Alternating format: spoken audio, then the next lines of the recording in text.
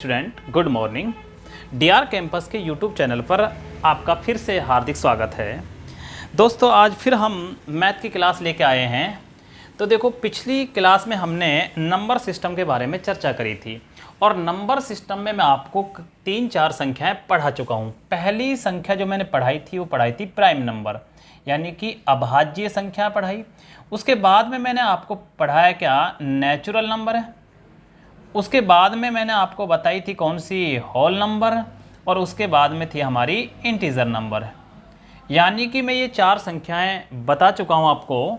अब हम बात करते हैं आज परिमेय और अपरिमेय संख्याओं की। परिमेय रेशनल नंबर, अपरिमेय इर्रेशनल नंबर। परिमेय संख्या और अपरिमेय संख्या कौन सी होती है उनके बारे में चर्चाएं करते हैं। तो आप पेन कॉपी लेके बैठ गए होंगे तो हेडिंग लगा दें परिमेय संख्याएं। पूरी डिटेल पढ़ाएंगे परिमेय संख्याओं के बारे में। परिमेय संख्याएं, रेशनल नंबर। देखो परिमेय संख्याओं हम किन्हें कहते हैं उनके बारे में थोड़ी चर्चा करेंगे। परिमेय संख्याएं वो संख्याएं जिन्हें हम p बटा q के रूप में लिख सकें परिमेय संख्याएं कहलाती हैं। ये हमारी जो परिभाषा ये एनसीईआरटी की बुक की परिभाषा है, लेकिन आजकल एग्जामिनर इस परिभाषा से आधारित सवाल नहीं दे रहा, वो अलग अलग रूपों में सवाल देता है। तो यहाँ पर अपन उन जैसे जैसे एग्जामिनर जिन जिन रूपों में दे रहा है उनकी हम चर्चाएं करेंगे। तो लिखेगा पहला यानी नोट डाल लें और पहला पॉइंट लिखें, ऐसी संख्याएं जिन्हें हम p अपॉन q के रूप में लिख सकें। ऐसी संख्याएं जिन्हें हम p अपॉन q के रूप में लिख सकें जहां q नॉट इक्वल टू 0 हो, q नॉट इक्वल टू 0 हो, कॉमा परिमेय संख्या कहलाती है। अब ये परिभाषा हमारी एनसीईआरटी की बुक की परिभाषा है। हालांकि जितने भी मैं पॉइंट लिखवाऊंगा सारे के सारे पॉइंट p अपॉन q के रूप में ही जाते हैं, इसलिए हमारी बुक जो है वो केवल क्या रूप बताती है, p अपॉन q का रूप। तो मैंने क्या कहा कि ऐसी संख्या जिन्हें हम p बटा q के रूप में लिख सकें, जैसे 2/3 -3/5, प्लस में भी चलेंगी, भिन्न में भी चलेंगी, माइनस में भी चलेंगी। और ये लिखा हमने 0, ये लिखा 2, ये 3 डैश डैश डैश, ये सभी संख्या कैसी हमारी परिमेय संख्या हैं। बच्चे बहुत से पूछते हैं गुरुजी 0 कैसे है। देखो 0 अब ये मान कितना था 0, क्या मैं 0 को ऐसे लिख सकता हूँ 0/1? बोलो बन गया कि नहीं बन गया, p बटा q का रूप। और q का मान भी 0 नहीं है, ये रूप लिख सकते हैं। 2 को हम क्या लिख सकते हैं 2/1। यानी कि इस तरह से हमारी जो सारी संख्या होती है वो कैसी होती है, परिमेय संख्या। एक रूप तो हमारा ये हुआ। पॉइंट नंबर दूसरा डाल दें, यानी कि नोट का पॉइंट नंबर 2 लिखो, वर्गमूल या घनमूल वाली वो सभी संख्याएं जिनका पूरा पूरा वर्गमूल निकलता है, कॉमा परिमेय संख्या कहलाती हैं। देखो यहां पर हमने ये लिखा है √4, ये लिखा है √9, उसके बाद में √16, उसके बाद में लिखा हमने √25, उसके बाद में हमने यहां पर ये लिखा है √27। अब देखो वर्गमूल तो नहीं निकलेगा, इसलिए ये तो परिमेय नहीं है, लेकिन अगर मैं इसके घनमूल का चिन्ह लगा देता हूं तो इसका पूरा पूरा घनमूल निकलेगा। तो वर्गमूल वाली और घनमूल वाली वो सभी संख्याएं जिनका पूरा पूरा वर्गमूल व घनमूल निकलता हो क्या कहलाती है, परिमेय संख्या। बहुत सारे उदाहरण है हमारे ऐसे इसके। अब देखो कभी कभार एग्जामिनर क्या करता है, इन्हीं में से देकर ऑप्शन दे यानी कहता है कि निम्न में से कौन सी परिमेय संख्या है, और ऑप्शन रख देता है ऐसे कभी माइनस के, जैसे यहाँ पर रख दिया है 4। अब देखो एक बात सुन लो, यहाँ पर ये वर्गमूल तो पूरा पूरा निकल रहा है, लेकिन अगर कभी रूट के अंदर माइनस आ जाए तो मेरे भाई इसका मतलब होता है, रूट के अंदर माइनस का मतलब होता है आयोटा, और आयोटा का मतलब क्या होता है कि यह एक काल्पनिक संख्या है। मैंने उस दिन भी आपको बताया था कि अगर कभी किसी संख्या के साथ आयोटा लगा मिले या रूट के अंदर कभी माइनस आ जाए तो वो संख्या कौन सी होती है, हमारी काल्पनिक संख्या है। तो ऐसे हमारी काल्पनिक संख्या हमसे पूछेगा नहीं, लेकिन ऑप्शन में ये रख सकता है, इसलिए इन बातों को भी ध्यान रखना। क्लियर? कितने पॉइंट हो गए हमारे? 2 पॉइंट। पॉइंट नंबर तीसरा लिखें। 2 परिभाषा हो चुकी है परिमेय संख्याओं की। तीसरा पॉइंट परिमेय का, यदि पॉइंट के बाद अंकों की संख्या निश्चित हो, यदि पॉइंट के बाद अंकों की संख्या फिक्स हो, कॉमा, परिमेय संख्या कहलाती है। परिमेय संख्या कहलाती है। देखो, यदि जैसे हमने ये लिखा है 0.234, अब पॉइंट के बाद में इन अंकों की संख्या क्या है? फिक्स है। अगर मैं बात करता हूं इसके, जैसे हमने लिखा 2.23 लिख दिया, ये भी अंकों की संख्या क्या है? फिक्स है। यदि पॉइंट के बाद, देखो पॉइंट से पहले हमें नहीं देखना है, पॉइंट के बाद अंकों की संख्या फिक्स हो, मतलब डैश डैश डैश इस तरह से नहीं होनी चाहिए। अगर वो इस तरह से हुई तो फिर वो फिक्स नहीं हुए। अगर पॉइंट के बाद अंकों की संख्या निश्चित है तो कैसी संख्या कहलाएगी? वो परिमेय संख्या। क्यों कहलाएगी? देखो एक बात बताता हूँ आपको, क्योंकि जो एनसीईआरटी बुक हमारी जो बताती है, वो बताती है कि ऐसी संख्या जिन्हें P/Q के रूप में लिख सकें। तो पहला उदाहरण हमने समझा था तो हमने ये लिख दिया, ये तो डायरेक्ट ही बता रहा था। जब मैंने दूसरा पॉइंट लिखवाया था, जैसे हमने √4 लिखा था, और √4 का वर्गमूल कितना होता है? 2 होता है। क्या मैं 2 को ऐसे लिख सकता हूँ? 2/1 है। √9 का मतलब कितना होता है? 3। क्या मैं इसको 3/1 लिख सकता हूँ? तो दोनों परिभाषाएं P/Q के रूप में गई। अब तीसरी परिभाषा जो है हमारा तीसरा पॉइंट, वो भी चेक करें। देखो, क्या मेरे भाई मैं इसको ऐसे लिख सकता हूँ? 234 ये लिख दिया, पॉइंट की कितने के बाद में है? 3 अंक हैं, तो नीचे कितनी जीरो लगा दूं? 3 जीरो। क्या ये P/Q का रूप बन गया? हालांकि कट रहा है, कटने दो, लेकिन अगर हमें देखना है क्या कि इसका रूप कैसा होना चाहिए P/Q का, क्या ये P/Q का रूप है? बिल्कुल है। तो ये भी इसकी परिभाषा हो गई। क्लियर? कोई डाउट? तो हमारे कितने पॉइंट हो गए? 3 पॉइंट। पहला पॉइंट डायरेक्ट आता है P/Q का रूप। दूसरा पॉइंट वर्गमूल और घनमूल की वो संख्या जिनका पूरा वर्गमूल और घनमूल निकलता हो। और तीसरा पॉइंट हमारा, पॉइंट के बाद यदि अंकों की संख्या क्या हो? निश्चित हो, क्या कहलाती है? परिमेय संख्या कहलाती है। उतार लें उदाहरण।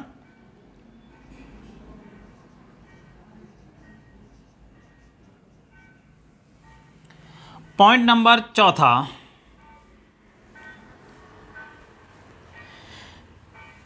यदि पॉइंट के बाद, चौथा पॉइंट लिखें, यदि पॉइंट के बाद अंकों की संख्या अनिश्चित हो, नॉन टर्मिनेटिंग।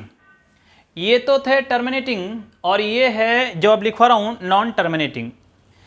यदि पॉइंट के बाद अंकों की संख्या अनिश्चित हो, परंतु अंकों की पुनरावृत्ति हो, पुनरावृत्ति का मतलब रिपीट होने चाहिए। यदि पॉइंट के बाद अंकों की संख्या अनिश्चित हो परंतु अंकों की पुनरावृत्ति हो, कॉमा, परिमेय संख्या कहलाती है। देखें, जैसे हमने लिखा यहां पर 0.23, अब ये तो कैसी है? निश्चित है, तो परिमेय है ही। लेकिन अगर पॉइंट के बाद अंकों की संख्या अनिश्चित हो जाए, लेकिन अंकों की क्या होनी चाहिए? पुनरावृत्ति, मतलब ये रिपीट होने चाहिए। तो आप बताओ क्या कैसी संख्या होगी? ये परिमेय संख्या। क्यों होगी परिमेय संख्या? इसका भी रीजन है। देखो, जब पॉइंट के बाद कोई अंक बार बार रिपीट होता है तो जितने अंक बार बार रिपीट होते उन पर हम क्या लगा देते हैं? बार। अब आगे हम जब डेसिमल फ्रैक्शन पढ़ाएंगे तो वहां पर आपको ये चीज़ें बताऊंगा, लेकिन अभी मैं थोड़ी सी ये पॉइंट ये बता देता हूं ताकि आपको दिक्कत ना आए। जब अगर कभी पॉइंट के बाद किसी संख्या पर बार लगा मिले तो वो भी कैसी संख्या होगी? हमारी परिमेय। क्यों होगी? उसका भी रीजन ये है। देखो, जब कभी पॉइंट के बाद किसी संख्या पर बार लगता है तो उसको साधारण भिन्न में बदलने के लिए क्या करते हैं, संपूर्ण संख्या को अंश में लिख देते हैं और पॉइंट के बाद जितने अंकों पर बार लगा है नीचे उतने 9 लगा देते हैं। तो इसकी भिन्न बन गई हमारी 23/99। क्लियर। हालांकि इसकी पूरी डिटेल जब हम आगे डेसिमल फ्रैक्शन पढ़ाएंगे, जब पूरी डिटेल बताऊंगा, लेकिन अभी आप थोड़ा सा इसको ध्यान रखें। तो बताओ, क्या ये p/q का रूप बन गया? क्लियर। तो ये भी एक कैसी संख्या है, परिमेय संख्या। अब जैसे हमने लिखा 2 2 2 डैश डैश डैश, तो ये भी हमारी कैसी है, पॉइंट के बाद अंकों की संख्या अनिश्चित है, लेकिन अंकों की क्या हो रही है, पुनरावृत्ति हो रही है, मतलब रिपीट हो रहे हैं। तो इसको क्या लिख सकते हो तुम, 0.2 पर बार, और इसको आप क्या लिख सकते हो, 2/9। तो ये हमारी कैसी है, एक परिमेय संख्या। क्लियर। जैसे मान लो, अगर एक उदाहरण और समझ लेते, यहां पर लिखा हमने 2, उसके बाद में ये पॉइंट आया हमारा 2 3, अब ये लिख दिया 2 3 डैश डैश डैश। अब यहां पर पूछा कि ये कैसी संख्या है, ये भी कैसी, हमारी परिमेय संख्या। मैंने पॉइंट से पहले नहीं कहा, मैंने कहा पॉइंट के बाद अंकों की संख्या क्या हो जाए, अनिश्चित है, और उनकी पुनरावृत्ति होनी चाहिए। तो आप बताओ इसको कैसे लिख सकते हो, इसको लिखोगे 2 2 और 3 पर बार, 2.23 पर बार लगा दिया है। अब इसको अगर p/q के रूप में लिखते हैं ना, तो संपूर्ण संख्या आपने अंश में लिख दी है 223, और उसको घटाते हैं जिस पर बार नहीं है। तो क्या घटाया तुमने, 2, नीचे उतने 9 के लगा दिए जितने के पॉइंट के बाद जितने अंकों पर बार लगा है। तो इसका जो आंसर आया वो आया 221/99। अब ये संख्या कट रही है तो हम काट लेंगे, नहीं कट रही तो p/q का रूप हमने चेक कर लिया। हालांकि इसकी हम डिटेल जो बताएंगे वो अगले लेक्चर में, यानी कि अगले जब भी हमारा टॉपिक आएगा उसमें बताएंगे, और कंप्लीट बताएंगे कब क्यों ऐसा क्यों होता है। क्लियर। तो परिभाषा आपके समझ में आ गई होगी, यानी कि 4-5 परिभाषा हैं जो परिमेय संख्याओं की। पहला पॉइंट क्या था अपना, p/q का रूप। दूसरा पॉइंट क्या था, वर्गमूल और घनमूल वाली वो सभी संख्या जिनका पूरा पूरा वर्गमूल है, घनमूल निकलता है। तीसरा पॉइंट हमारा क्या था, पॉइंट के बाद यदि अंकों की संख्या क्या हो, निश्चित हो, फिक्स हो जाए, चाहे वो रिपीट हो या ना हो, ये तीसरा पॉइंट। और चौथा पॉइंट हमारा क्या था, यदि पॉइंट के बाद अंकों की संख्या अनिश्चित हो परंतु अंकों की क्या होनी चाहिए, पुनरावृत्ति, क्या कहलाती हैं, परिमेय संख्याएं कहलाती हैं।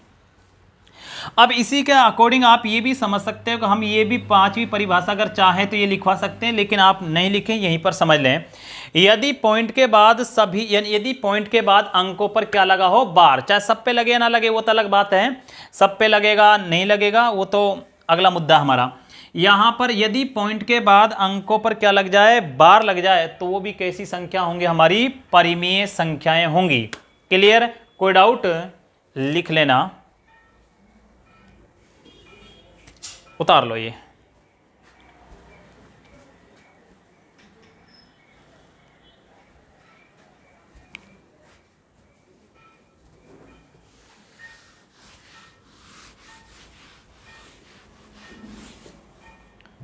ये तो हो गए हमारी परिमेय संख्याएं। अब लिखिएगा अपरिमेय संख्याएं, यानी कि हेडिंग बना ले दूसरी अपनी, अपरिमेय संख्याएं। फिर इनके बारे में थोड़ी सी आगे चर्चाएं करेंगे, इनके सवाल कैसे कैसे पूछे जाएंगे वो भी हम बताएंगे आपको।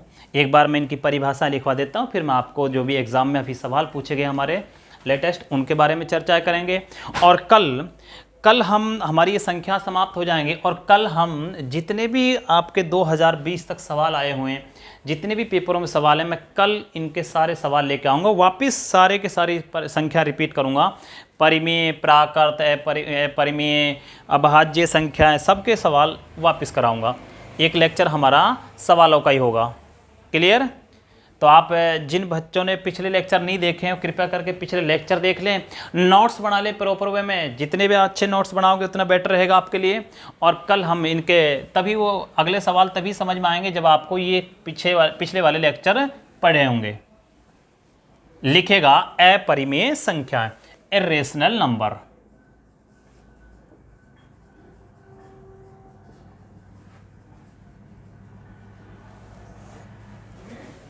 तो देखो अपरिमेय संख्याओं की परिभाषा की अगर बात करें तो जस्ट अपोजिट होती है परिमेय के। देखो वहां पर पहला पॉइंट हमने क्या लिखवाया था कि ऐसी संख्याएं जिन्हें p बटा q के रूप में लिख सकें क्या कहलाती थी, हमारी परिमेय संख्या। तो यहां पर परिभाषा क्या बनेगी, ऐसी संख्याएं जिन्हें हम p बटा q के रूप में नहीं लिख सकते, अर्थात जहां पर q बराबर क्या हो जाए 0।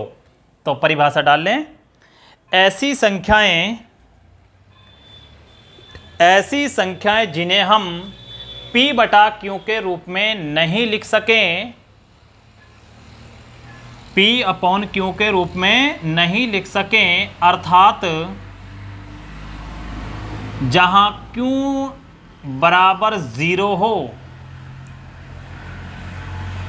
जहां q बराबर 0 हो, कॉमा अपरिमेय संख्या कहलाती है। अब एग्जाम्पल देख लो इसके एक दो। देखो वहां तो हमने लिखा था जैसे 2/3, अब हमने यहां पर कहा कि ऐसी संख्या जिन्हें p बटा q के रूप में नहीं लिख सके, अर्थात यहां पर क्या रख दिया हमने 0, और 0 रखते अगर हम किसी संख्या में 0 का भाग देते हैं तो मान आया क्या, इन्फिनिटी। ये एक अपरिमेय संख्या हो गई। उसके बाद में देखो अगर हम 0 में किसी संख्या का भाग देते हैं तो 0 आता है, क्लियर है। तब तो हमारा पिछले में परिमेय में चल गया था ये, अगर हम 1 लगाएं 2 लगाएं तो इसका रिजल्ट पे कोई फर्क नहीं पड़ता, लेकिन अगर हम किसी संख्या में 0 का भाग देते हैं तो उसके रिजल्ट पर फर्क पड़ता है, क्लियर। तो ये कैसी संख्या हो गई, ये एक अपरिमेय संख्या। बोलो क्लियर है। Point number 2। दूसरा देखो पॉइंट वहां पर परिमेय में क्या लिखवाया था कि वर्गमूल वाली या घनमूल वाली वो सभी संख्या जिनका पूरा पूरा वर्गमूल या घनमूल निकलता हो। यहां पर क्या लिखोगे, लिखिएगा वर्गमूल या घनमूल वाली वो सभी संख्याएं, वर्गमूल या घनमूल वाली वो सभी संख्याएं जिनका पूरा पूरा वर्गमूल या घनमूल नहीं निकलता हो, जिनका पूरा पूरा वर्गमूल या घनमूल नहीं निकलता हो, कॉमा अपरिमेय संख्या कहलाती हैं। एग्जाम्पल देखो इसके, यहां पर देखो हमने लिया √2, √3, √5, √26, बहुत सारी संख्या है, √27। अब ये मत समझ लेना कि गुरुजी इसका घनमूल, अगर घनमूल का पॉइंट है तो पहले वो पॉइंट लगेगा, यानी कि उस चिन्ह लगा के देगा। अगर ये इस तरह से तो इसका मतलब इसका वर्गमूल निकलवा रहा है। क्या 27 का पूरा पूरा वर्गमूल होता है, नहीं होता। तो ये जो इतने भी उदाहरण हैं ये सब किसके हैं, अपरिमेय संख्याओं के। बोलो क्लियर है, कोई डाउट है।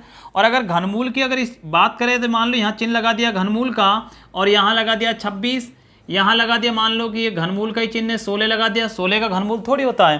तो यहाँ पर आपके पास में ये उदाहरण किसके हैं, अपरिमेय संख्याओं के। क्लियर।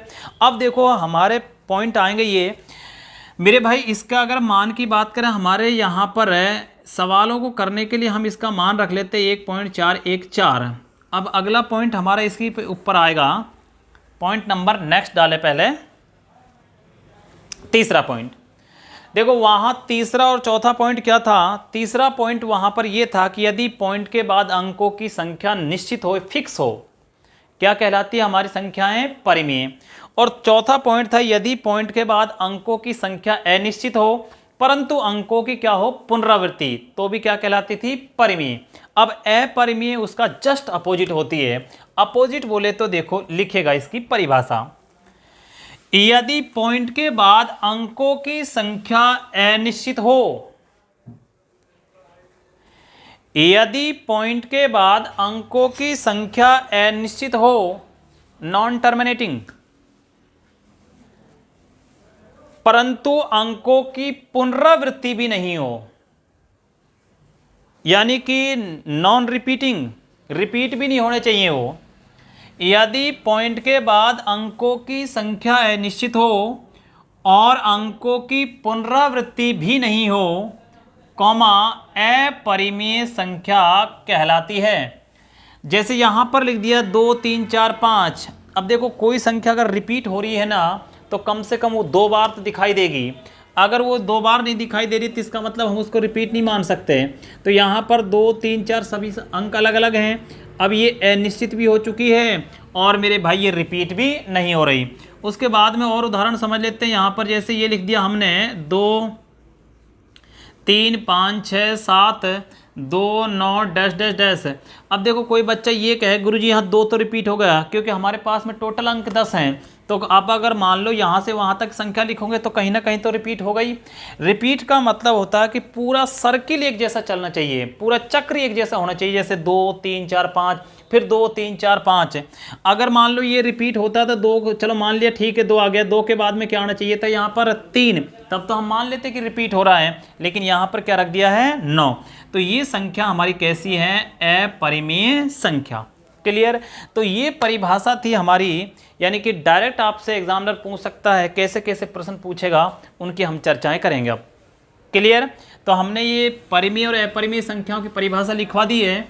अब एग्जामिनर ने जो पिछले 2018 में सीजीएल के एग्जाम में एक प्रश्न पूछा था, निम्न में से कौन सी संख्या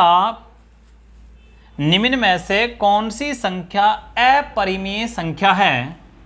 निम्न में से कौन सी संख्या इर्रेशनल नंबर है, अपरिमेय संख्या है? ऑप्शन रखे थे उसने, पिछले एग्जाम में पूछा गया प्रश्न है ये। 10 30, देखो आजकल ऐसे प्रश्न देने लग गया। sin 30, यहां पर रखा था 10 45, और एक अपना यहां पर रखा था cos 60। अब देखो इनमें से पूछा था कि इनमें कौन सी अपरिमेय संख्या है। तो मेरे भाई अपरिमेय की तो मैंने परिभाषा लिखवा दी, मैंने ऐसा तो रूप कोई लिखवाया नहीं, तो इनके मान निकालने होंगे। अब आजकल ऐसे प्रश्न देने लग गया है कि वो आपको हर पॉइंट पर रोकना चाहेगा कि बच्चा यहाँ रुके। तो आप बताओ इसकी वैल्यू कितनी होती है? 1/√3। इसका मान कितना होता है? 1/2 होता है। इसका मान कितना होता है? 1। और cos 60 का मान कितना होता है? 1/2। तो आप बताओ इनमें कौन सी तो परिमेय है, कौन सी अपरिमेय? तो आप कहोगे गुरुजी ये सारी संख्याएं तो कैसी हैं? परिमेय। तो हमारा आंसर कौन सा हो चुका है? 10 30। अब ये तो ये उसने लिखा, अब देखो ये सारणी के ऊपर दे दिया, यानी कि ट्रिग्नोमेट्री का प्रश्न बना कर दे दिया इसमें, और रूप पूछा किसका? परिमेय और अपरिमेय का। तो ऐसे ऐसे यानी कि पिछले उस एग्जामों में ऐसे प्रश्न पूछे गए। और भी लेटेस्ट 2020 में क्या पूछा है, 19 में क्या पूछा है, परिमेय अपरिमेय संख्या पद्धति पर कौन सा प्रश्न पूछा है, वो मैं आपको कल के लेक्चर में बताऊंगा। क्लियर? अब देखो यहाँ पर कुछ पॉइंट और बच्चों के ये भी पॉइंट आते हैं कि गुरुजी पाई कैसी संख्या है। तो देखो मैं आपको बता देता हूँ, पाई एक खुद अपरिमेय संख्या है, परंतु अगर हम इसका मान लिखते हैं 22/7, तो 22/7 क्या होती है? एक परिमेय संख्या। वास्तविकता यह है कि 22/7 पाई का मान होता ही नहीं है। ये तो हमने अपनी सुविधा के लिए, कैलकुलेशन को आसान बनाने के लिए पाई की वैल्यू कितनी रख लेते हैं? हम 3.14 रख लेते हैं, या पाई की वैल्यू हम कितनी रख लेते हैं? 22/7। ये अपनी सुविधा के लिए रखिए। पाई की अगर हम वैल्यू की बात करें तो पाई की वैल्यू तो मेरे भाई 3.14 1592। अगर आप मोबाइल में देखोगे पाई की वैल्यू तो ये तो अथा है, यानी कि बहुत अंकों तक संख्या आ चुकी है। और मैंने अभी पॉइंट लिखवाया था, यदि पॉइंट के बाद अंकों की संख्या अनिश्चित हो और अंकों की पुनरावृत्ति भी नहीं हो तो कैसी संख्या होगी? वो अपरिमेय। तो पाई जो है हमारी वो कैसी है? एक अपरिमेय संख्या। लेकिन अगर कभी आपसे ये पूछ रहे 3.14 22/7, तो आप ये मत कहना कि पाई है, ये तो आपकी परिमेय संख्या है। क्लियर? कोई डाउट? अब देखो बहुत से बच्चों के ये भी कमेंट आते हैं, गुरुजी √2 का मान लिखते हो आप कितना? 1.14। ये कैसी संख्या है? अब आप कहोगे गुरुजी ये तो परिमेय संख्या है। बिल्कुल परिमेय संख्या है। और ये कैसी है? अपरिमेय संख्या। अब मेरे भाई मैं आपको एक बात बता देता हूँ, वास्तविकता ये है कि √2 का मान ये होता ही नहीं है। ये तो हम अपनी कैलकुलेशन करने के लिए पॉइंट के बाद 2 या 3 अंक तक संख्या ले लेते हैं। आप अपने मोबाइल में √2 की वैल्यू कैलकुलेटर में देखना, साइंटिफिक कैलकुलेटर निकाल कर, तो उसमें देखना √2 की वैल्यू 1.44, इसके बाद में बहुत अंक आएंगे। क्लियर, अनिश्चित हो जाएंगे। और मैंने आपसे कहा था यदि पॉइंट के बाद अंकों की संख्या अनिश्चित हो जाए और उनकी पुनरावृत्ति भी नहीं हो तो कैसी संख्या होंगी, वो अपरिमेय संख्या। तो कभी √2 √3 इस तरह की वैल्यू आ जाए, √3 अगर आपसे पूछे कैसी संख्या तो इसको तो लिखना अपरिमेय, लेकिन अगर कभी ये आ जाए 1.732 तो आप ये मत कहना गुरुजी ये तो परिमेय संख्या, √3 का मान होता है, ये परिमेय ये अपरिमेय, ऐसा क्यों हो गया। वास्तविकता ये है कि √3 का मान था ही नहीं, ये तो हमने इसकी अप्रॉक्सीमेटली वैल्यू ली है ताकि हम हमारी कैलकुलेशन को आसान बना सकें। क्लियर, कोई डाउट। तो मैंने आपको परिमेय और अपरिमेय की परिभाषाएं लिखवा दी हैं। अब आप पाई के बारे में लिख लें नोट डालकर। पाई एक अपरिमेय संख्या है। पाई एक अपरिमेय संख्या है, परंतु 22/7 एक परिमेय संख्या है, परंतु 22/7 एक परिमेय संख्या है। पाई का मान अगर थोड़ा सा लिखना चाहो तो आप लिख सकते हो। यूँ तो ये बहुत अंकों तक है, हमें भी याद नहीं है, लेकिन मैं आपको थोड़ा सा फॉर्मेट बता देता हूँ इसका। तो पाई की वैल्यू हमने ये लिख दी है। और वैसे आपके मोबाइल में है सारी चीज़ें, कैलकुलेटर निकाल के देख सकते हो आप। क्लियर, कोई डाउट। पाई हो गया। एक और आता हमारा कभी कभी ई एक्सपोनेंशियल, यानी कि फिजिक्स वगैरह हम पढ़ते होंगे फिजिक्स में। तो ई एक अपरिमेय संख्या है, इसका मान भी होता है 2.17, इस तरह से कुछ वैल्यू है, देख लेना वो। ई भी एक क्या है, एक अपरिमेय संख्या है। क्लियर, कोई डाउट। अब मैं आपको और प्रश्न लिखवाता हूँ इसके बारे में। क्वेश्चन लिखें, निम्न में से कौन सी परिमेय संख्या है, रेशनल नंबर है।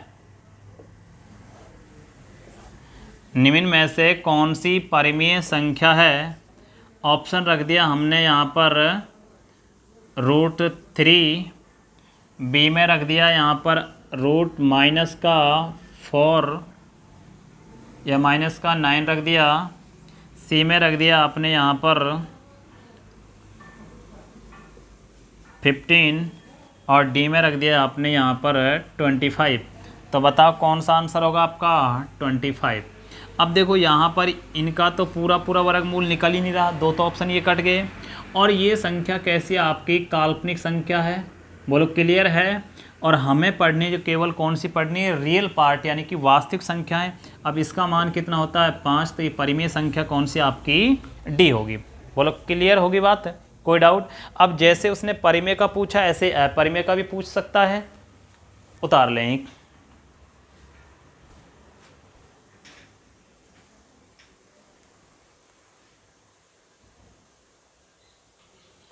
उतार लिया।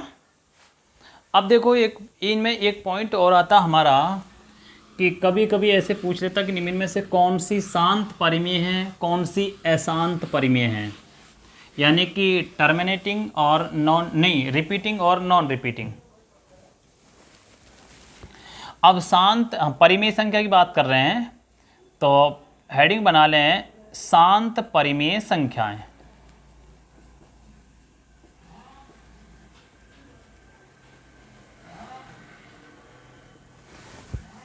और दूसरा पॉइंट है हमारा अशांत का। तो शांत परिमेय संख्या है तो परिमेय संख्या, लेकिन कैसी होनी चाहिए, शांत। अब देखो आपका अगर मैं बात करूं, पॉइंट के बाद हमने 2, 3, 4, 5, 6 लिया।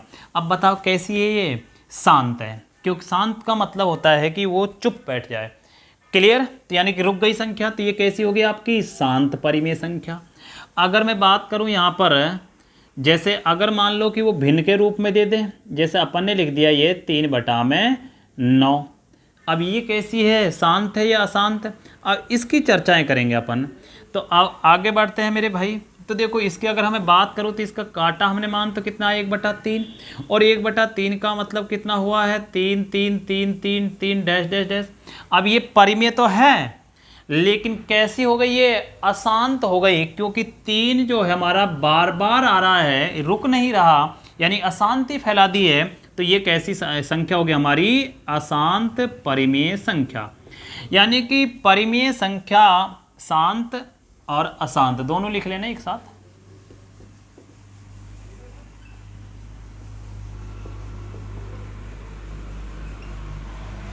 देखो शांत परिमेय संख्या की अगर हम बात करें तो वो पॉइंट के बाद अंकों की संख्या फिक्स हो गई, पॉइंट के बाद अंकों की संख्या अनिश्चित हो गई है और वो रिपीट हो गए, तो कैसी वो अशांत परिमेय संख्या।